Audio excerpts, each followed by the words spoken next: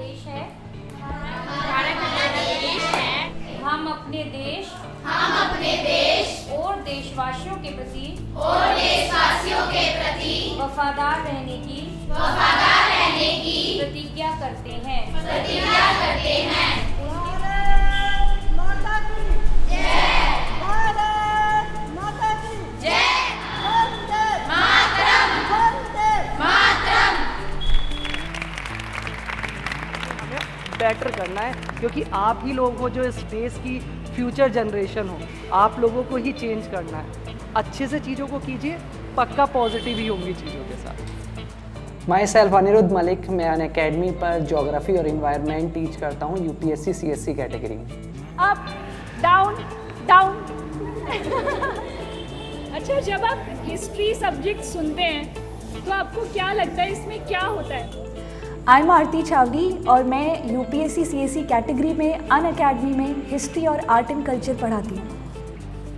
अच्छा, डॉक्टर किसे बनना है? डॉक्टर बनना है, क्यों बताओ सबको? गरीबों का इलाज करना है, इसलिए डॉक्टर बनना है। Good. My name is Mudit Gupta and I teach polity and CSAT at Unacademy for UPSC civil services exam.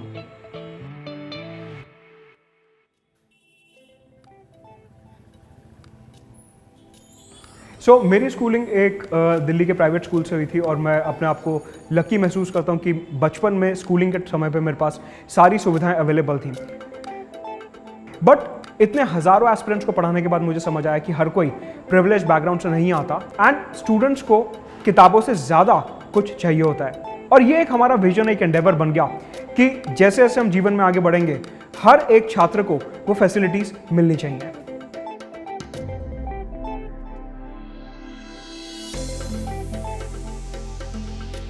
एक तरीके से ये जो क्लासरूम में मैं फ़िलहाल बैठी हूँ, ये बहुत हद तक मेरी स्कूल की क्लासरूम जैसे ही दिखता है।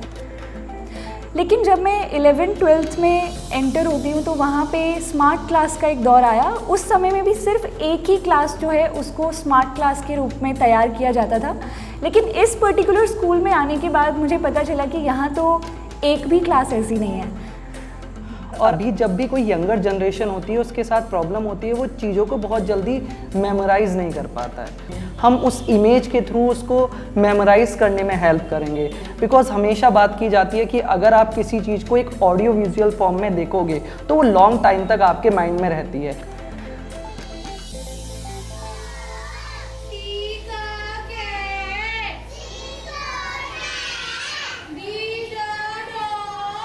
आज हम एक बहुत ही बेहतरीन स्कूल में आए हैं और इसकी खूबसूरती ये है कि ये लगभग बहुत पुराना स्कूल है, 1945 से खुला हुआ है। और आप जानते हैं मुदित सर, तब से ये यहाँ पर बच्चियों को फ्री एजुकेशन प्रोवाइड कर रहा है। मैम, अगर हम बात करें एजुकेशन, बहुत सारी कंट्रीज़ हैं जो सेम टाइम ऑफ इंडिया के इंडिपेंडेंस हुई, बट वो एजुकेशन में हमसे बहुत आगे हैं। रीज़न है मॉडर्नाइजेशन, टेक्नोलॉजी का डेवलपमेंट। तो हमें उस चीज़ में थोड़ा सा वर्क करना होगा ताकि एक बेटर फ्यूचर हम प्रोवाइड करवा पाएँ। तो स्कूल एक ऐसी जगह है जहाँ पे हम भारत को सही मायने में आज़ाद बना सकते हैं कि जो डिस्क्रिमिनेशन, भेदभाव होता है रिलीजन के आधार पर, लैंग्वेज के आधार पर, कास्ट के आधार पर, जेंडर के आधार पर, वो डिस्क्रिमिनेशन से भी हमारे को भारत को मुक्त करवाना है। स्कूल से बेहतर वो मुकाम हासिल करने के लिए कोई जगह नहीं है।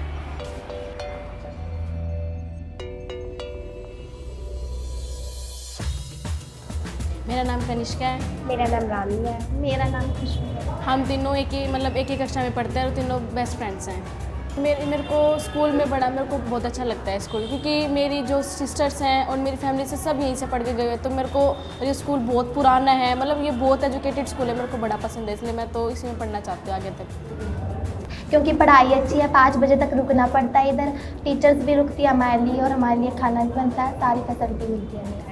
मतलब हमें ये लगता है कि हमारे स्कूल में भी मतलब फन वगैरह होना चाहिए, मतलब डेवलपमेंट होना चाहिए इस चीज़ में भी। एक्टिविटीज़ तो बहुत होती है, लेकिन मैं चाहती हूँ कि हमारे स्कूल में और डेवलपमेंट होना चाहिए। स्कूल बहुत अच्छा है, पढ़ाई भी हर एक चीज़ मिलती है हमें, लेकिन हम और स्कूल में देखते हैं वहाँ पर अलग अलग चीज़ें होती हैं। हमारा ही मन करता है कि हमारे स्कूल में ऐसी चीज़ें होनी चाहिए। जैसे मॉनिटर वगैरह होते हैं, मतलब स्मार्ट क्लासेस होती हैं, मतलब हमारे स्कूल में भी होनी चाहिए ताकि और भी डेवलपमेंट हो। मतलब हमारा भी काश हमारा भी ऐसा स्कूल होता। स्कूल एक ऐसी जगह है जहाँ पर एक तरीके से बच्चे का जो कोरे कागज़ जैसा दिमाग है उसमें बहुत सारी अनेकों कहानियाँ जो हैं वो डेवलप होती हैं, और सबसे ज़्यादा समय बच्चा क्लास में ही तो बिताता है। क्यों ना इस क्लास को इंटरैक्टिव बनाया जाए, क्यों ना एक छोटा सा कदम हमारी तरफ से भी उठाया जाए ताकि ये जो क्लास है ये बच्चों को इंटरैक्टिव लगे, अट्रैक्टिव लगे और ज़्यादा से ज़्यादा बेहतर तरह से ये शिक्षा को प्राप्त कर सके। तो आइए इस सरप्राइज़ में एक क्लासरूम को अपग्रेड करते हैं।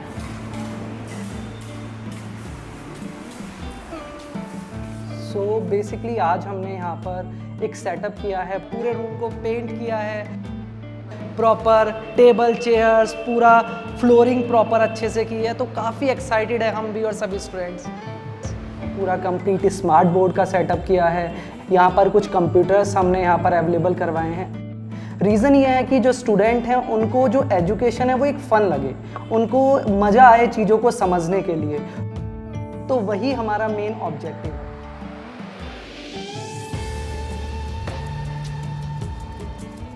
वो एजुकेशन को रियल मायने में इस स्वतंत्रता दिवस पे हमारे देश की गर्ल्स को जो है आज़ादी दिलवा पाएगी और एजुकेशन को डेमोक्रेटाइज कर पाएगी। तो आई होप हमारे जाने के बाद भी ये पूरा का पूरा जो सेटअप है, यहाँ पे जो चीज़ें हमने इंट्रोड्यूस की हैं, ये इसी तरह से स्टूडेंट्स को हेल्प करती रहेंगी। And the most important point is that education sector है, इसमें वुमन को एम्पावर करना होगा ताकि वो फ्यूचर में अपनी डिसीजन खुद ले सकें।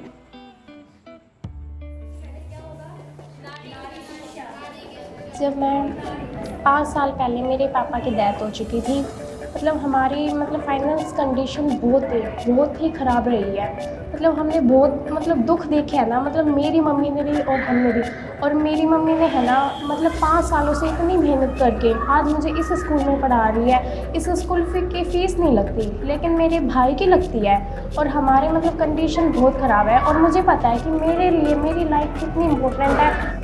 लेकिन मैं चाहती हूँ कि मैं एक IAS ऑफिसर बन के मैं अपने बहन भाइयों को एक एजुकेटेड करूँ। तो मेरे को बहुत कम टाइम मिल पाता है, घर के कामों में इतनी व्यस्त हो जाती हूँ और मैं अपने बहन भाइयों को भी पढ़ाती हूँ, तो मेरे को इतना टाइम अपनी स्टडी का नहीं मिलता। मैं रात को बैठ के पढ़ती हूँ, लेकिन मैं अपना 100% बिल्कुल दूँगी और मैं एक अच्छी जिलाधिकारी के रूप में मैं बनना चाहती हूँ। मुझे ऐसा लगता है कि जब बच्चे क्लासरूम में आएंगे तो उनको एक जब नया लर्निंग एक्सपीरियंस मिलेगा, they would be extremely excited to learn from the new methodology. Wait नहीं करते हैं और फटाफट से स्टूडेंट्स को बुलाते हैं और देखते हैं कि उनका कैसा रिएक्शन है।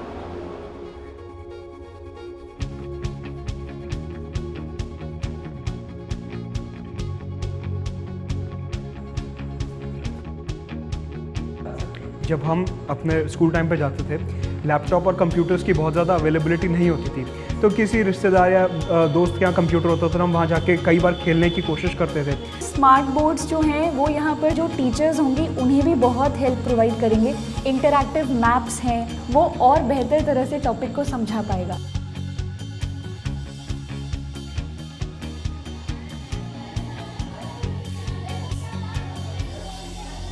तो पहले बताइए कैसा लग रहा है नए क्लासरूम में?